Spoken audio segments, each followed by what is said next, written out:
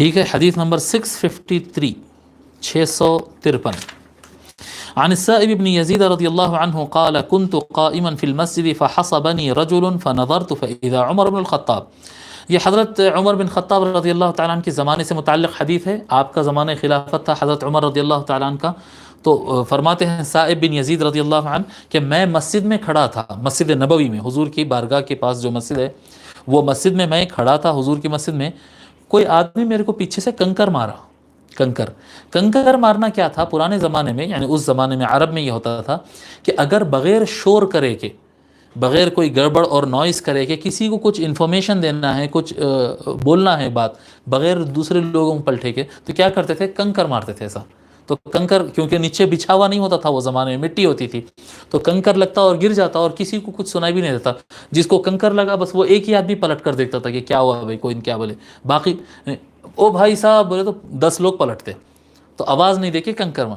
تو فرماتے ہیں صائب بن یزید کہ میں مسجد نبوی میں کھڑا تھا، کوئی میرے کو کنکر مارا. جب میں پلٹ کے دیکھا تو کنکر مارنے والے خلیفہ وقت حضرت عمر رضی اللہ تعالیٰ عنہ ہیں، انہوں کنکر مارے.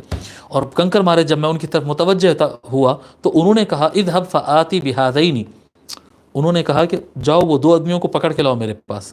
مسجد میں ہی 2 آدمی تھے اور کھڑے ہوئے تھے، ان دونوں کو پکڑ کے لے کر آؤ.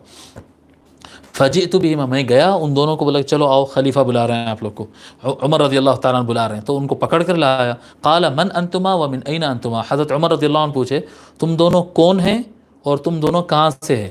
یہاں کے تو نہیں دکھ رہے، تم لوگ مدینہ کے نہیں دکھ رہے، تم لوگ کون ہیں اور تم کہاں سے؟ قال من اہل الطائف، وہ دونوں نے بتایا کہ ہم طائف سٹی سے، دوسرا شہر ہے نا مکہ کے قریب، تو ہم طائف سے آئے ہیں یہاں پر. حضرت عمر رضی اللہ تعالیٰ عنہ فرماتے ہیں لو کنتما من اہل البلد لاوجعتکما، اگر تم لوگ یہ جگہ کے مدینہ کے رہنے والے ہوتے نا تو میں تم لوگوں کی پٹائی کر دیتا، ابھی میں تم لوگ کی پٹائی کر دیتا. ترفعان اصواتکما فی مسجد رسول اللہ، رسول اللہ صلی اللہ علیہ وسلم کی مسجد میں کھڑے ہو کر تم لوگ آواز سے بات کرتے ہو.